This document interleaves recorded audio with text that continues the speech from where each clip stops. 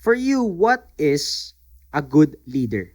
First that comes to mind, a good leader is someone who prioritizes people over policies and realities over rules. Kasi minsan nasistuck lang tayo sa SOP, the way that life is, or the way that, it seems, it makes sense naman.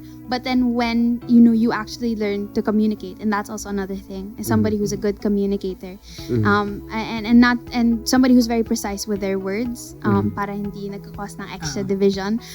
But somebody who also listens kasi so important. So somebody who listens to their people. Because again, how can you serve the people if you don't know the people? Yeah.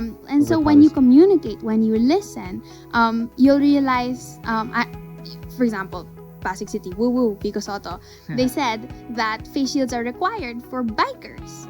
But that doesn't really make any sense because parang you can't see it, will be moving around. And they said that, parang I think it's a national decree naman.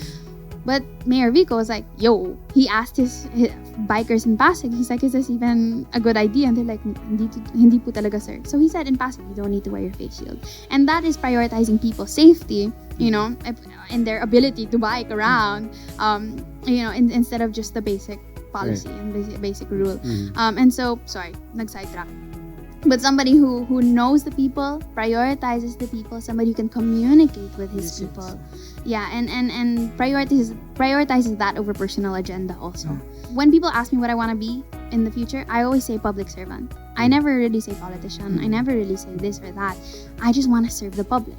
You can't pretend to be a servant because you see it. You can see people's intentions. You can see, is this person really humble, enough to admit that he's wrong? Humble enough to admit that she doesn't know all of the answers, but empathetic and compassionate enough to say, but I'm gonna try.